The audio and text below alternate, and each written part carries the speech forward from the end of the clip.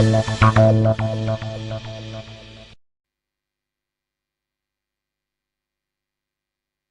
Tonight is brought to you by Flamingo Paint, superior durability, superior hiding, superior coverage, simply superior. Sasso insecticide spray and coil.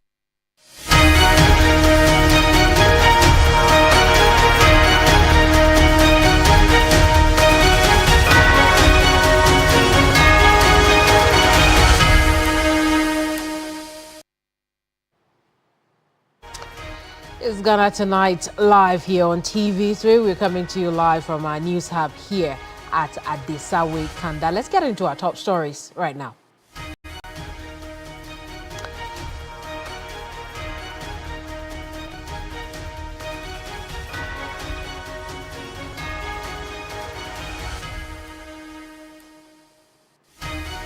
Tonight, at least 120,000 first-year students in public universities are on their way to receive refunds of tuition fees as government moves to make university education affordable to every Ghanaian child. Tonight, a breakdown of the numbers as the policy and other education interventions launched today. But also to come, President Mahama revisits election violence and calls for swift action. Tonight, he also makes a strong call for a probe into how electoral materials end up in unauthorized hands. Plus, Thomas Partey, Ghana Black Stars player and former Arsenal midfielder, denies any wrongdoing after British authorities charge him with rape and sexual assault.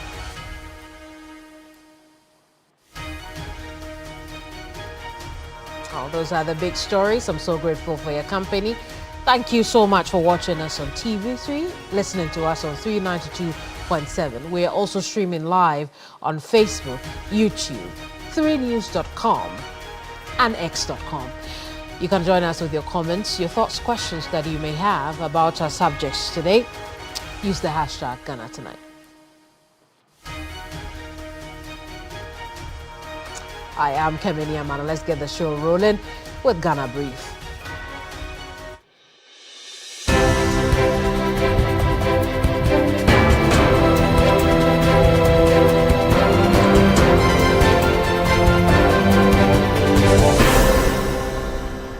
President John Dramani Mahama has lamented the growing number of Ghanaian students who are unable to pursue tertiary education due to financial constraints, describing the menace as a dream deferred. Speaking at the launch of the no-fee stress policy in Koforidua of the Eastern region, he drew attention to the human cost behind the statistics of students' inability to enroll as a result of academic-related fees. This policy is not about welfare, it is about fairness. It is about restoring dignity to the Ghanaian student. It is about affirming that the right to education is not a privilege for only the wealthy, but it's a shared national inheritance. President John Mahama has directed the Inspector General of Police to urgently conclude investigations into the electoral violence and ensure that perpetrators are held accountable. Speaking at the close of the post-2024 election evaluation dialogue, he reaffirmed his commitment to peace, democracy, and national unity. Let me use this platform to unequivocally condemn these acts of violence and call for swift accountability for the perpetrators. Expedite investigations into these acts of electoral violence and bring the perpetrators to justice. The Attorney General is also working on a report to be presented to Cabinet for adequate compensation to be paid to victims and relatives of those affected by the violence. The United States Deputy Ambassador to Ghana, Rolf Olsen, has indicated that the country will join forces with Ghana to expel threats of violent extremists. Speaking at an event to commemorate the 249th Independence Day of the U.S., he noted that America will continue to protect its borders from illegal immigration. The government of Ghana, on the other hand, says it is working to address concerns raised by the U.S.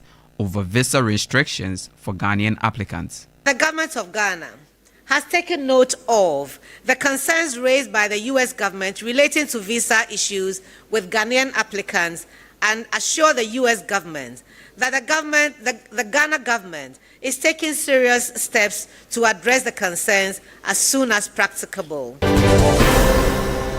The number of people living with HIV/AIDS in Ghana has surged to 334,000, a worrying trend that has reignited concern among health professionals and advocacy groups. First Lady Lodina Mahama, in partnership with the Ghana AIDS Commission, has launched a nationwide outreach campaign aimed at raising awareness, encouraging regular testing, and reducing new infections. Many young people today are falling ill, sometimes due to a lack of access to the right information, services, or support they need.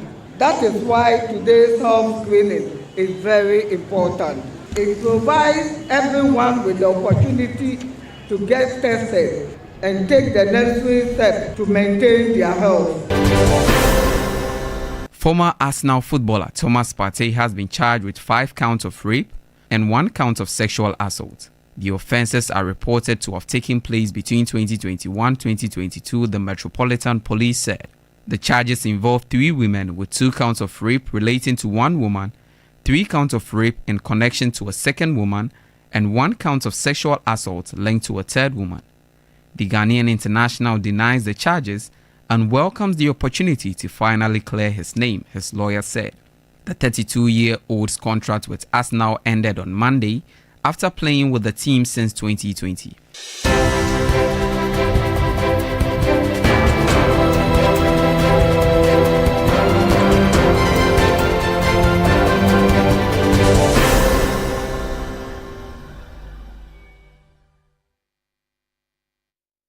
Gonna brief there for you. Now let's get into our conversations proper, because a raft of interventions to make tertiary education affordable and accessible have been rolled out, and tonight government's no fees stress leads the way.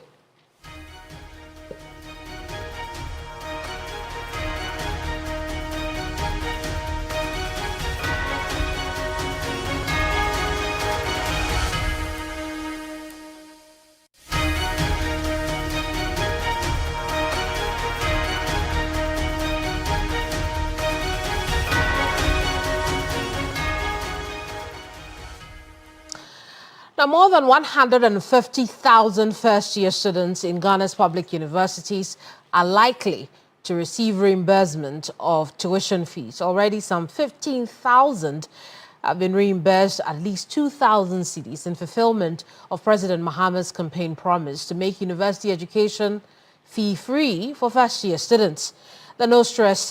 The no-fee stress policy was launched in the Eastern Regional Capital, Koforidua, where President John Dramani Mahama lamented the burden cost of tertiary education for students. Let's take a listen to the president. School had opened, he had not gone to register because his family had not yet harvested their crops to sell and be able to raise the money for him to go. So again, we had to intervene and sort out the academic fees for the young man to go to school. So we realized that these are not isolated stories. These are real stories of people. Behind each number I mentioned is a face and a dream deferred. Tertiary education is not just about a certificate. It is the engine that powers a modern society. It is the engine that creates teachers, doctors, engineers, scientists, entrepreneurs, and public servants. It spurs innovation, it deepens civic responsibility, and fosters national identity. Students in fee-paying programs without regular track equivalents will receive a reimbursement of up to 2,500 cedis for their academic fees. This policy is complementary, it's not substitutionary.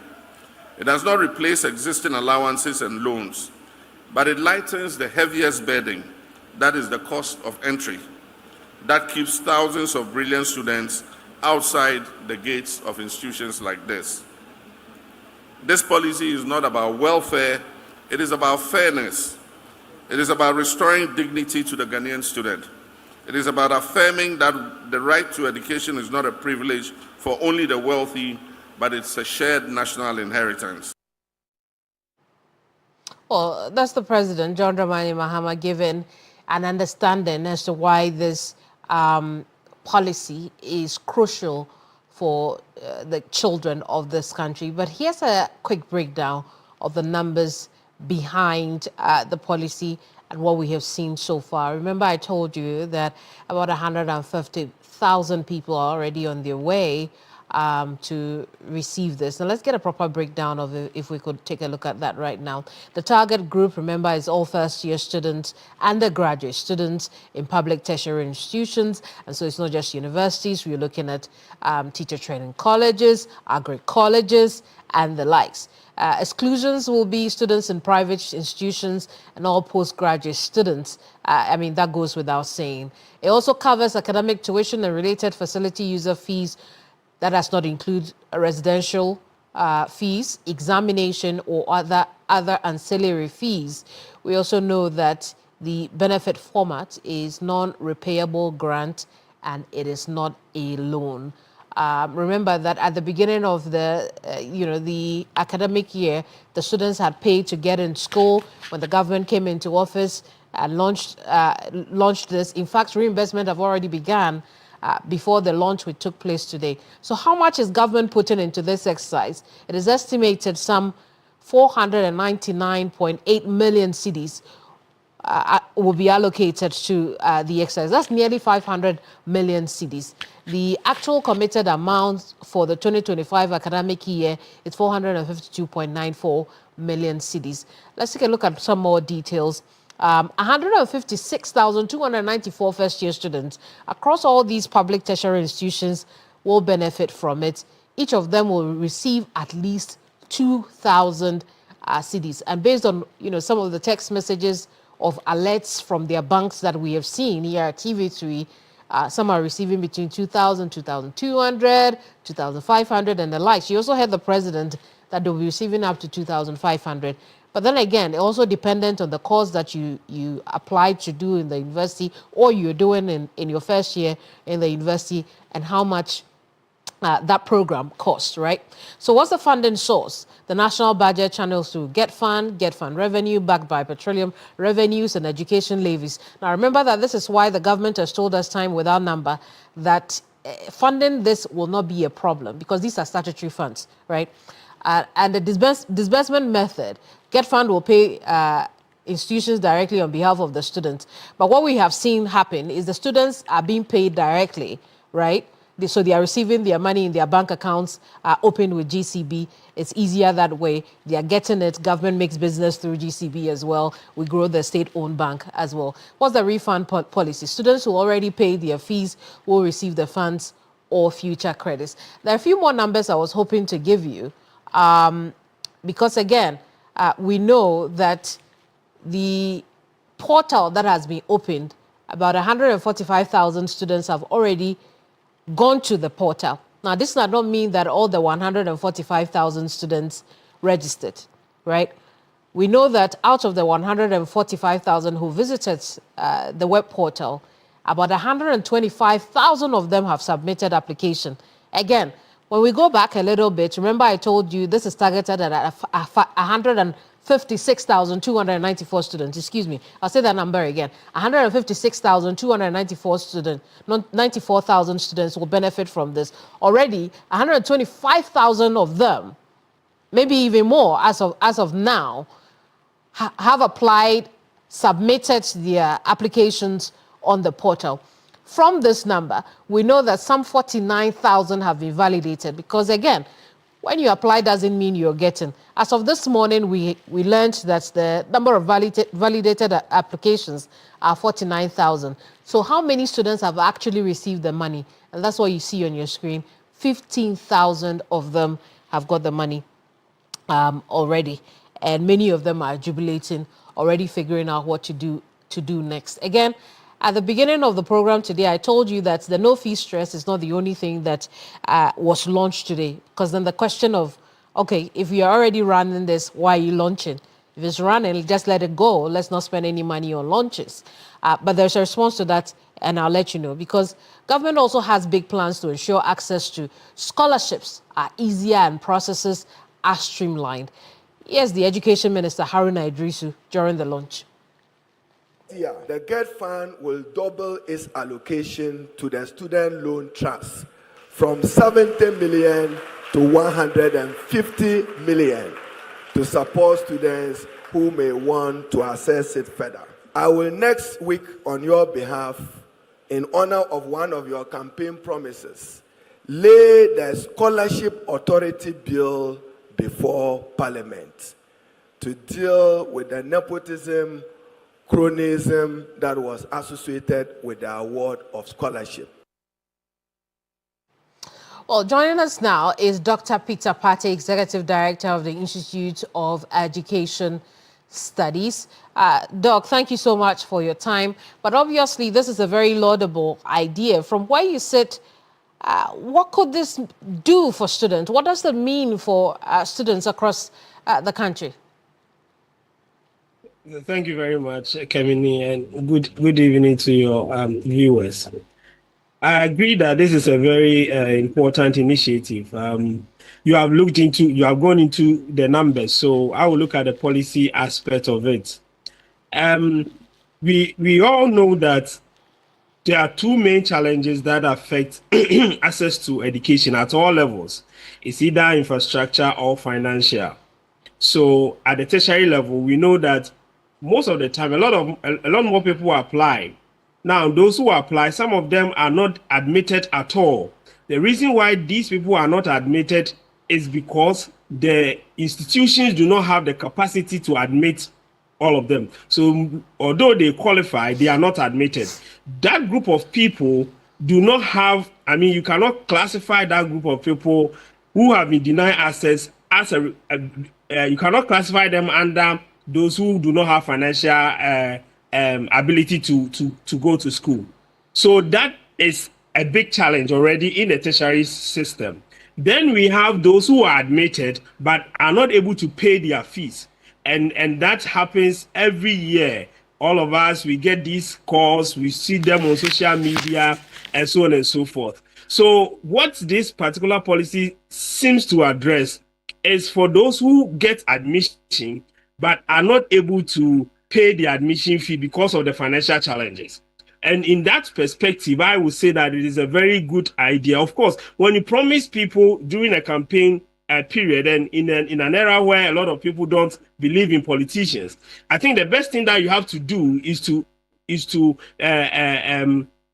implement your policies as have been promised to the people. So although some of us have serious reservations with how the no fee stress has been packaged, we think that because it is a campaign promise, they needed to do it for the first year, possibly second year, but as they go on, there should be a serious modification to this whole no fee stress, because I think that it might not be sustainable looking at the model that have been adopted, and there are other issues that needs to be looked into as they progress. So it's a good thing for the students.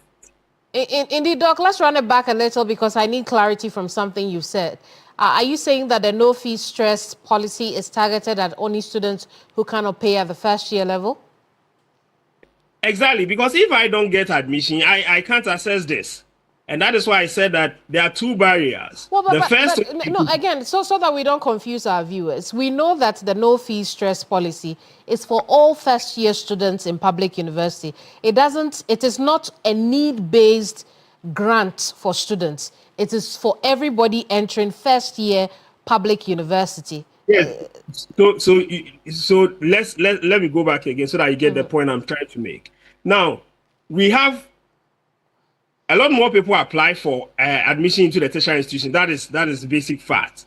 Some are admitted, some are not. And in most instances, the universities admit according to their capacity. What I'm saying is that the no fee stress will deal with those who have gained admission. But the problem, people still not accessing tertiary education because of infrastructure, is still there. And that's the point I'm trying to make. I see. And you think that there could be a solution to that problem? What will that solution be? That is why I'm thinking that they will need to modify this particular policy, because to increase access does not always rely or lean on finance. It also includes infrastructure.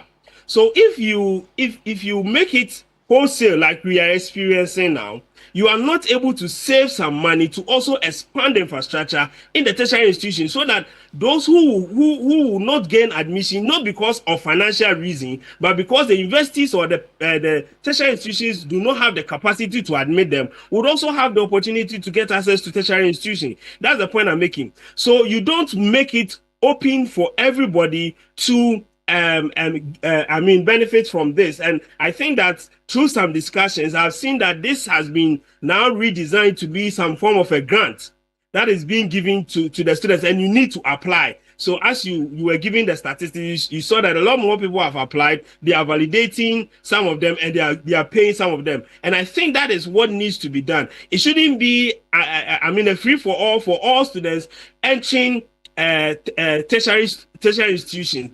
There should be some mechanisms to ensure that those who really need this are those who are giving, and that is why I think that the validation and all those things need to be strengthened, so that we get some other monies that can be used to improve and expand the tertiary institutions for those who are not admitted at all because of the capacity nature of the tertiary institutions, for them to also be admitted and experience tertiary education. I think that is the two angles that I'm looking at. Don't only focus on the finance, also look at the challenges of infrastructure in our tertiary institutions, and you can save money from that angle and then use it to improve infrastructure also. So I want to separate the issues, right? When you talked about a sustainable model, in a conversation I had with the coordinator for the Students' Loan Trust Fund, Dr. Sajida Shiraz, I mean, she outlines other interventions that could come at play. Let's take a listen to her.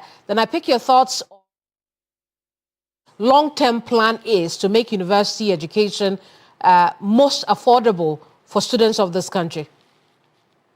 So the no fee stress policy is a multi-fold promise. It is more than the no academic fee policy. It contains about 5 proposals. One is the no academic fee policy, which we are reimbursing for. The second is the free tertiary for persons with disabilities. We also have the Student Plus Initiative, which offers more comprehensive support to students. And then we also have a mandate to explore and increase loan amounts and coverage for students. And finally, also to explore how we can diversify funding sources. So what we are launching is not just one policy, but it is the initiative of John Mahama to enhance tertiary education financing.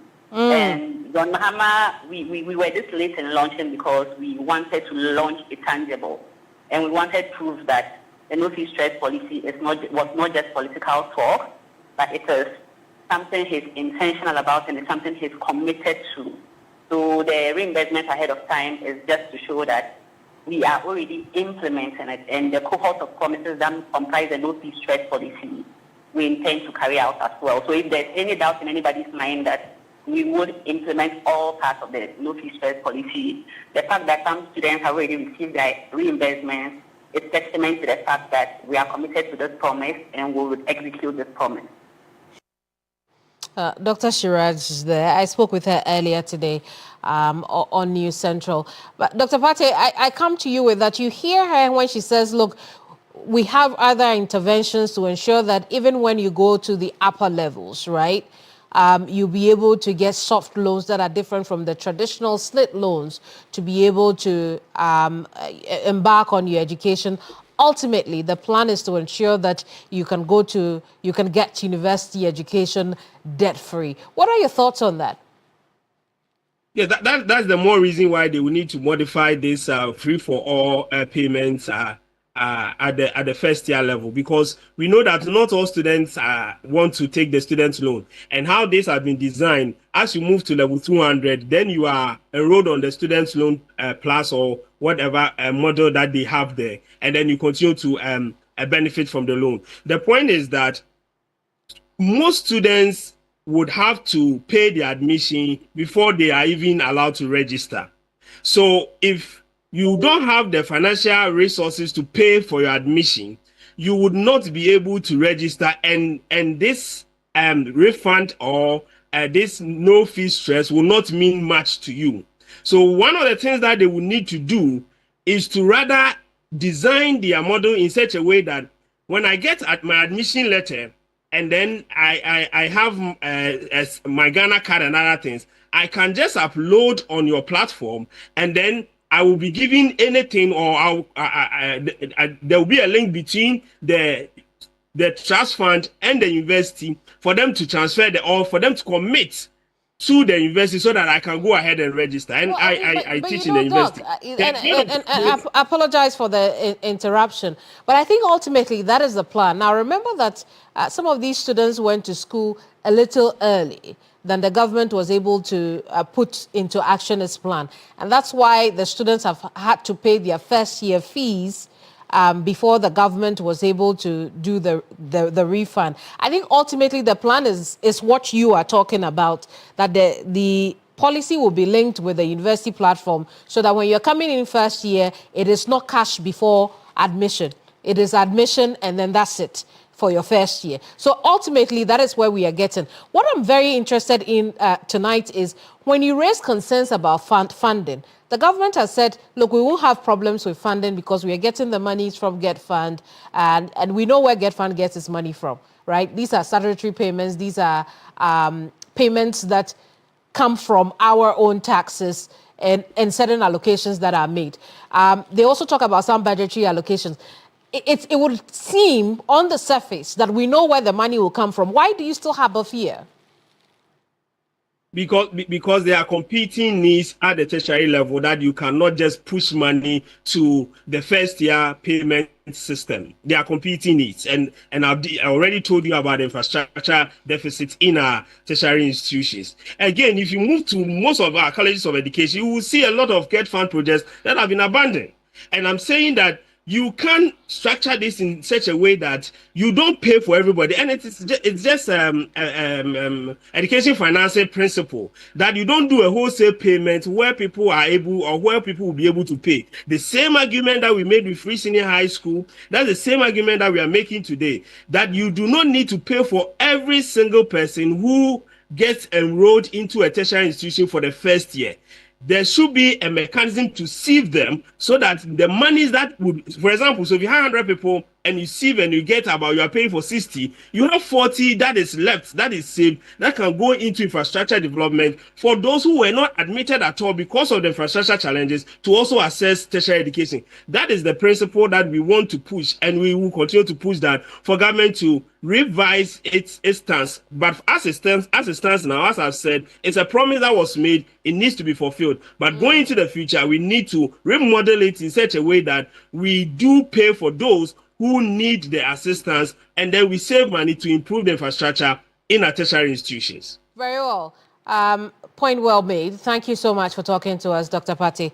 Dr. Peter Partey is Executive Director for the Institute for Education Studies here in Ghana.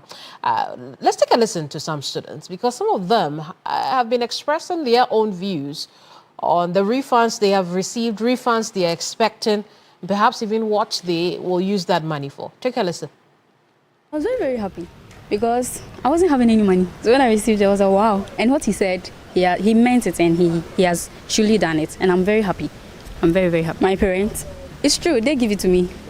I'll tell them, but the money, I'll take it. It's mine.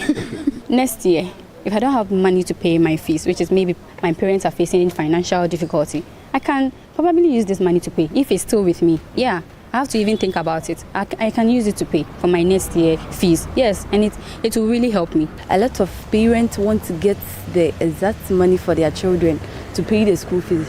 So I think the government giving us back our school fees will help us. It will help reduce the stress on parents as well, and those who have to prepare their wards for school. The government has really helped in taking up this lift on us. It would go a long way to help me, because I can save the money for some 1 or 2 stuff. Well, see university students who have seen money. They're very happy. We all like it, don't we? Their parents should follow up, right? Anyway, let's turn attention to other matters. You know, money has a way of throwing you off. Time for justice and time to nip electoral offences in the bud. President Mahama is calling for investigations, but into what and to what end?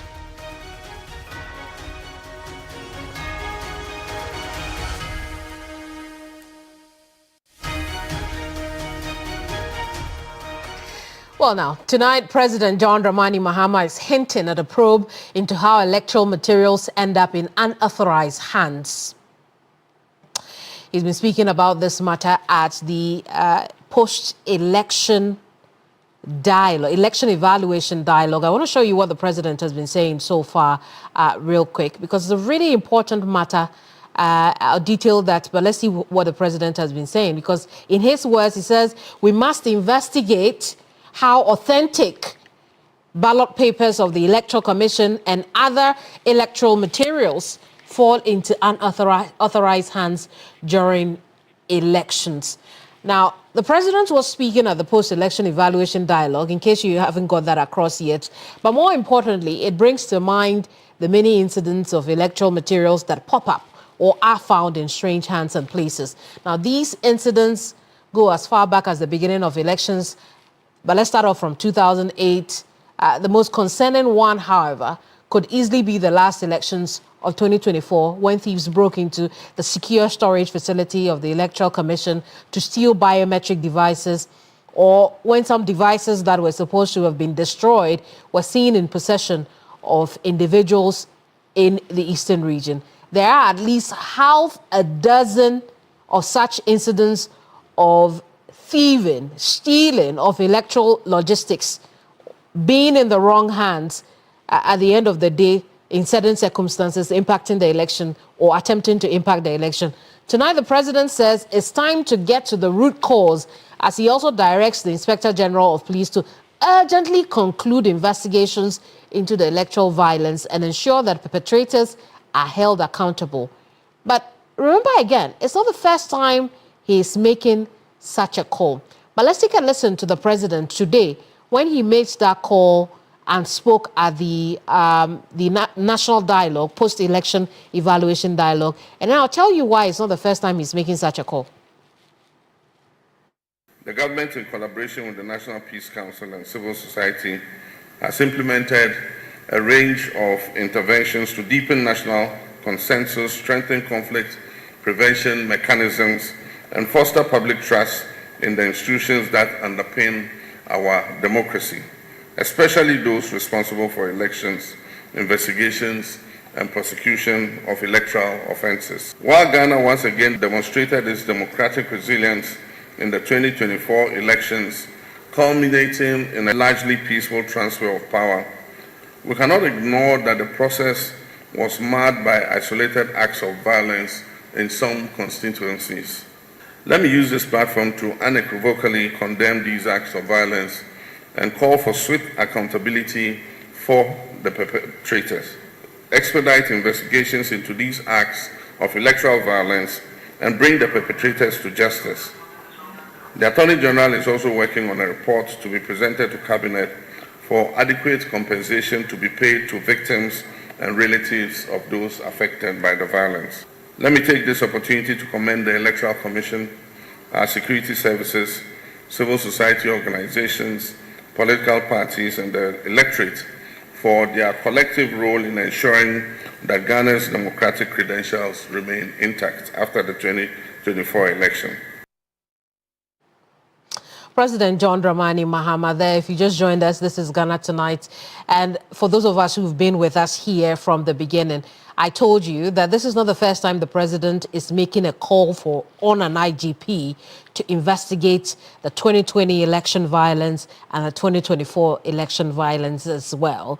And I want to show you where it happened, because very early on in his administration, or when he took office, he had directed then IGP George Ekufu Dampare to establish a dedicated investigative task force within the CID to focus solely on the election-related deaths, engage eyewitnesses, victims' families, and relevant persons for comprehensive accounts, examine the conduct of security personnel deployed at the affected polling stations, apply forensic analysis to physical evidence such as bullet casings and weapons, collaborate with the Electoral Commission and other civic bodies for broader context, provide periodic progress to ensure transparency and maintain public confidence. So that was on January 10th to 2025 to Dr. George Ekufu-Dampare, who was then the IGP.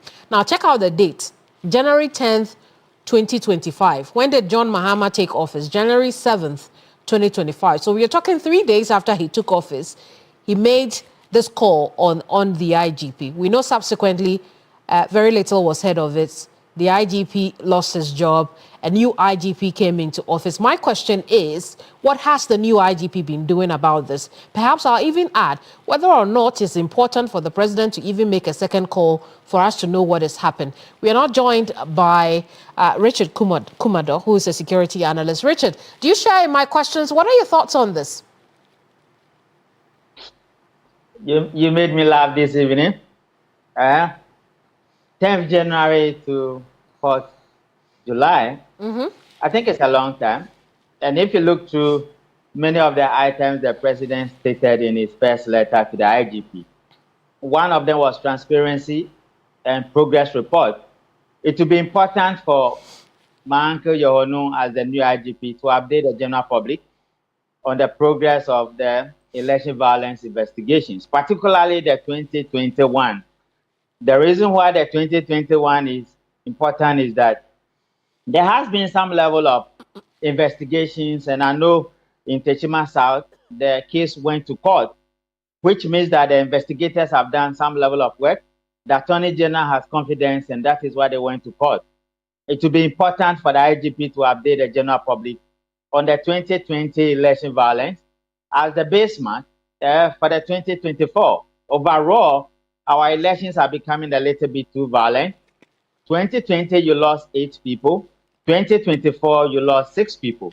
And that is unheard of. And it is a collective responsibility that we all come together in dealing with this perpetration of violence against individuals who form line to vote and people who manage our elections in Ghana. So I agree with you, but this is a broad overview of where we are and what we have done so far. But Richard, you understand the workings of investigating crime and incidents, right? Is this such a challenge to investigate electoral violence or election-related violence and deaths, so much so that up until now, we still don't know when justice will be served on the victims of these crimes? It depends on the nature of the crime, where the crime is committed, the perpetrators involved, the investigators assigned to the job, and the willingness and able of management to provide the requisite resources for the investigation. Other than that, some investigations can take 1 day, others can take 1 week, others can take a month, and others can take a year or many more years more. I think now that the president has made a second request, the onus is on the IGP and the police management team to ensure that some of these investigations have seen the light of day so that the victims and their families can have a closure to what has befallen them. I think collectively, the ineptitude of the managers of our election in this country is creating many more problems for us. And they must work very hard to ensure that we do not register many more deaths. But could this be because we are not taking these incidents and the deaths that occur during elections or election periods seriously? I agree with you because I've always maintained the position that non-punishable of offenses will always rationalize bad behavior and promote antisocial tendencies in society. From Ayawaso West Wagon to many of the ones we had before the Ayawaso West Wagon, and from what we have done with it, it means that as a nation, we are not bold enough in prosecuting crime. And once people know they can commit crime and get away with it, or use political cover to cover their crimes, and we are only interested in going for the small boys and girls who steal plantains and overlook many of these heinous crimes, it becomes a motivation and it provides the premises for others to do the same. We are talking about Ablukumanov elections that have not been completed up to today. And we are talking about Tema Central, we are talking about Damango, we are talking about Insawam and Simu and Okankwe South, Okankwe North, and many of the challenges we had. It should be a learning time and it should be a learning curve for everybody who is involved in election management in this country. Investigation is key. Prosecuting the people and serving as a deterrent is also key. I will agree with the president, it has kept a long time. The new IGP must give an update on what they have done so far. And if there are challenges, they should let everybody know. And I believe the presidency will make the resources available to them. Together with that, I also want to say that the BNI must get involved and work together with the police in unraveling the perpetrators and make sure that they are brought to book. And that is the only way we can serve deterrence. Other than that, it's becoming one of too many in this country where people die through elections, which is not too necessary at all. Indeed, I mean, it leaves us wondering whether or not Dampare's cold case team are still on this matter, investigating, or it's as cold case could be, and that's why we are not hearing anything at all. But can we truly have a post-2024 election evaluation if we do not get to the bottom of these crimes?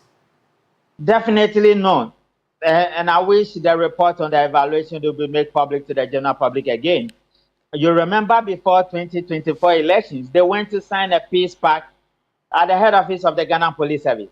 Some of us were of the view that what is the outcome of the investigations of the 2020 elections? Nobody said anything. What was the benchmark for the blueprint Dampare brought out?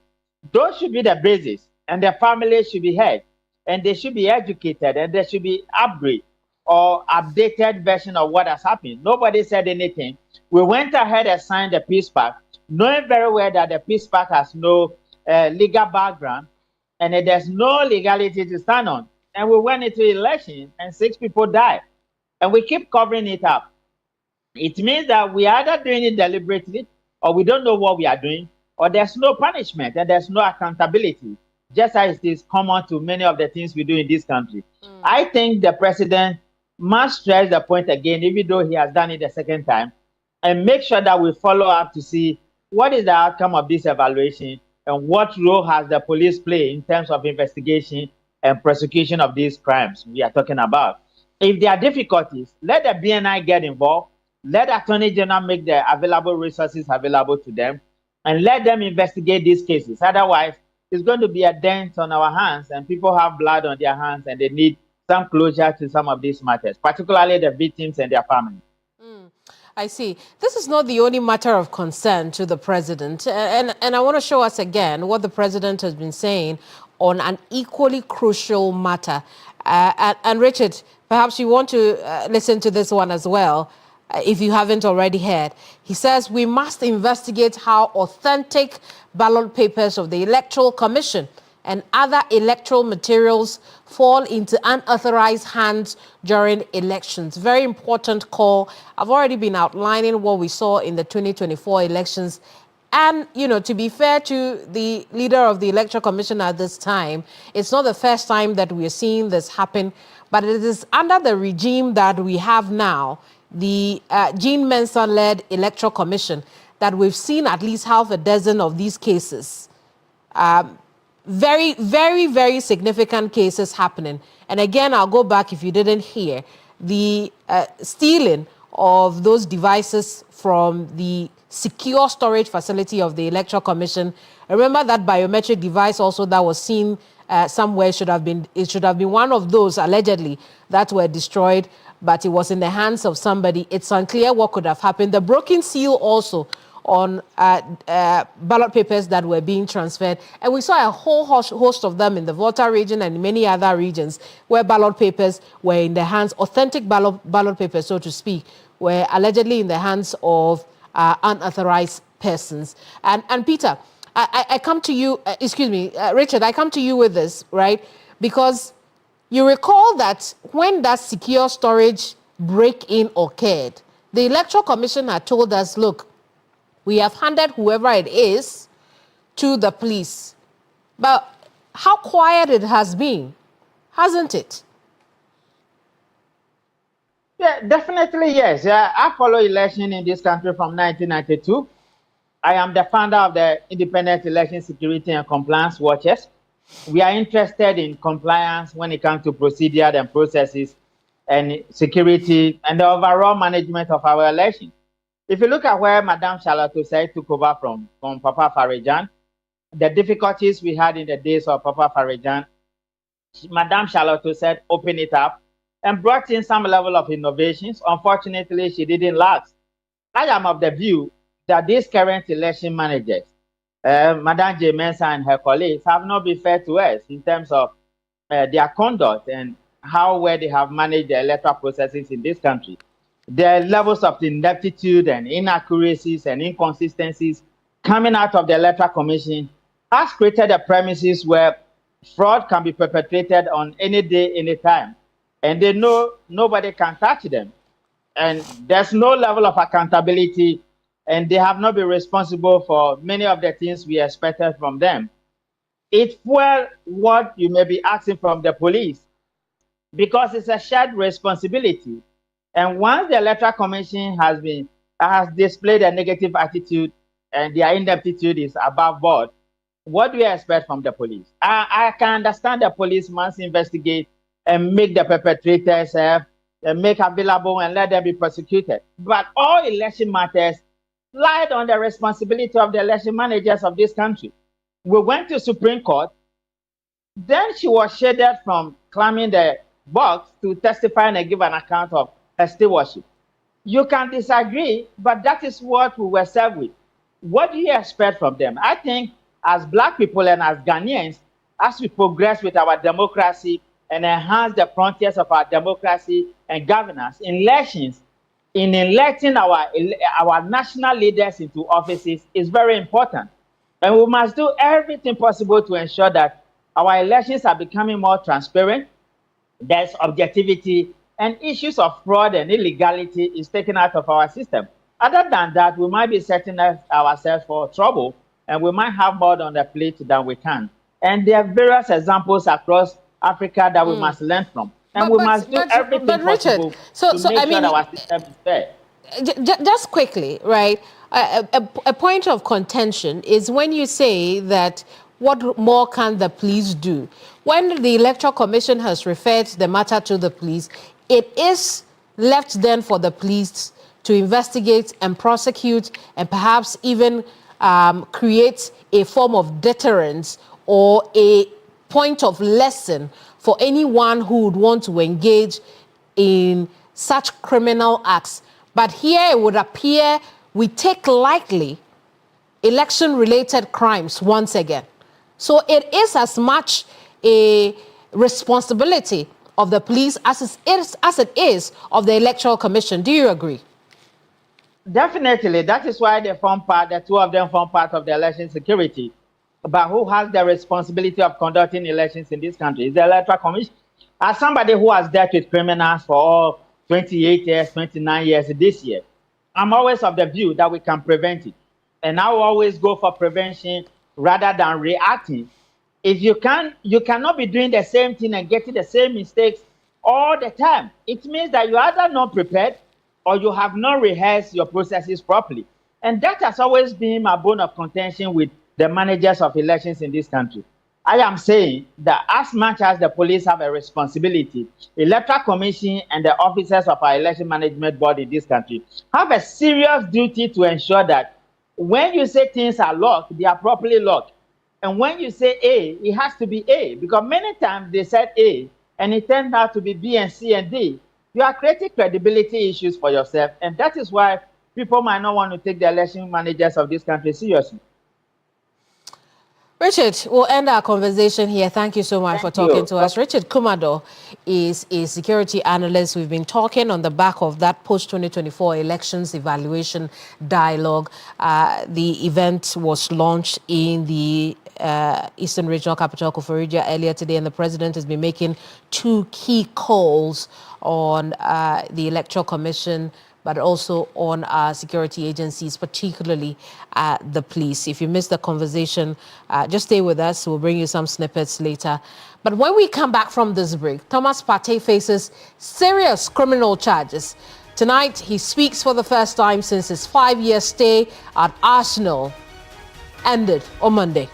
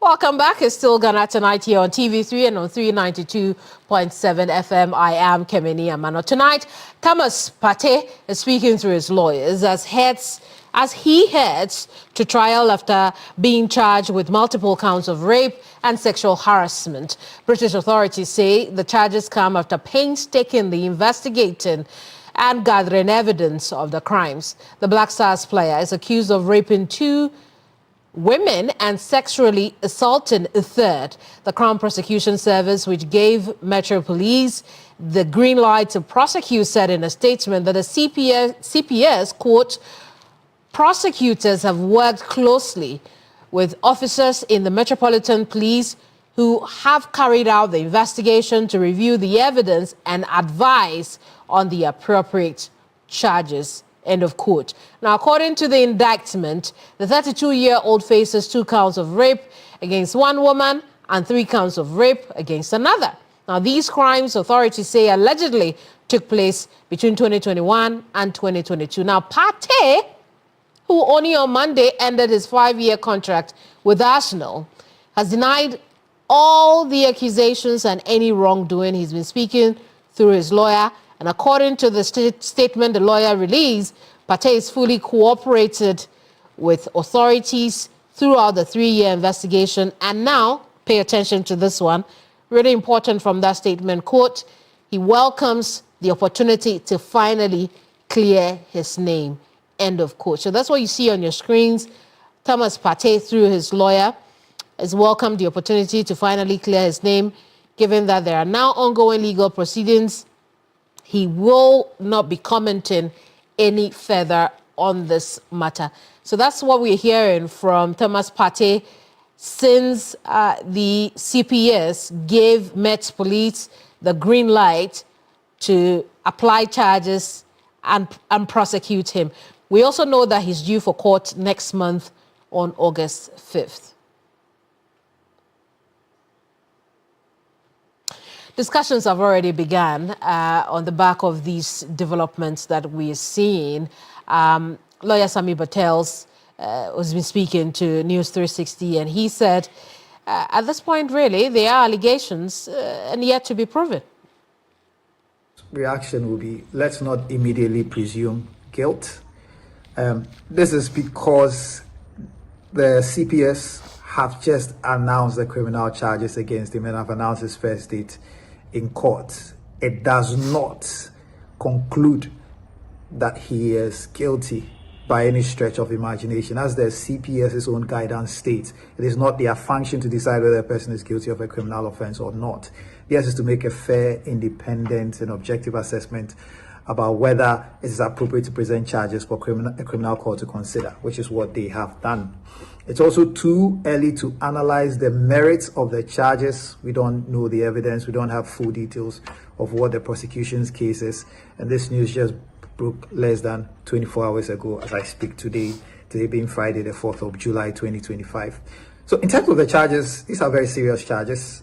5 counts of rape and 1 count of sexual assault. These are very serious offenses. Each count represents a separate offense that the defendant, in this case Partey, is accused of committing. And so whatever the outcome is, it will have some impact on him. The extent of it and the nature of the impact will depend on the outcome of the case. Now, Partey's career from a football perspective may not be fatally impacted, especially his prospects outside the United Kingdom, depending on the outcome, and again, based on recent cases involving footballers. And the other side for him is that he's currently not under contract. So the scenarios where certain players who were charged with similar offenses were suspended with or without salary does not apply to him because his contract is already ended with Arsenal. But recent examples show that the biggest impact will be on his reputation. And that's something I want you to keep in mind, because a little later I will show you a very personable conversation that he's had recently. But still on this matter, the question will be, how serious are these charges that have been brought against the Ghanaian footballer? Lawyer Kofi Ampa has been explaining. If Thomas Partey is found guilty of the charges, the legal consequences could be severe, because we are talking about rape and sexual assault here with multiple victims. So under the Sexual Offences Act in UK, the punishment for rape can be as severe as life imprisonment. And for sexual assault, we are talking of imprisonment for a term of not exceeding 10 years. So to answer the question directly, the consequences could certainly be dire. But however, it's crucial to remember that while the number of accusations, as you've said, may seem overwhelming, each charge will have to be treated independently based on its merits. So, well, but then again, remember, these are just accusations that have been made. The matter goes to trial on August 5th. We'll continue to follow the story.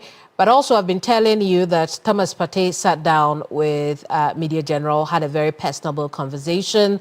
He's been talking about his life, the lessons he's learned, and why he does not like trouble. Quite a bit, right? He doesn't like trouble at all. Here is an interview he had earlier before today with General Manager, Media General Sports, Michael Otieje. Yeah, I think it's the major part of it, because then now my focus is not outside anymore. It's training and home. So I just have to live two lives. I'm not living a life where I have to go out and explore. I need to go to a nightclub. I need to meet a friend to eat outside. I do everything at home. So I'm more stable home, more stable mind, and then I just have to focus on playing football. And then my body is relaxed. I don't need to, be driving 1 hour in and out. So everything is involved. And I think to be able to be stable, to be focused, to play your football, you need a stable home. A stable home indeed, and we'll continue to follow the story, bring you updates as and when they emerge. We're looking closely at August 5 and how the trial takes off in the UK Magistrate Court. That'll be all tonight. I'm always grateful for your company. Before I go, let's do the quick ritual of telling you what to expect over the weekend on the weekend's biggest politics shows here on TV3. First is the key points. Tomorrow, 7 a.m., Alfred Okanse returns to your screens with his panel. Look at that panel. I see Guzitano, who's in charge of the 24-hour economy. You can understand why it's a very important conversation to be had. And then the usual suspects are also there. Martin Pebu.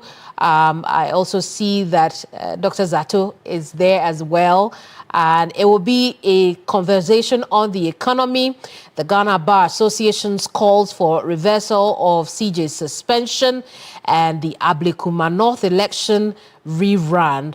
Remember that the NPP is unhappy about the rerun. The NDC, on the other hand, is looking forward to the rerun in those polling stations. That's a conversation to be had. How about you join me also on Sunday at 2 p.m. when I bring you hot issues, because in this edition, we sit down with the Minister for Labour, Jobs and Employment, Dr. Rashid Pelpo.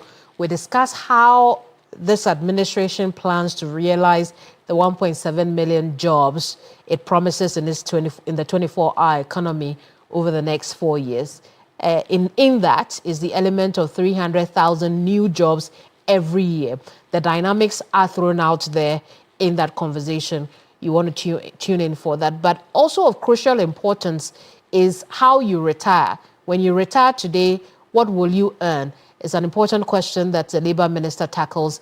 He also talks about whether or not we are going to see a repeat of some of the sins or snits that we saw in the previous administration, how they plan to stop that and the likes. Very, very important conversation. Tune in, Hot Issues, 2 p.m.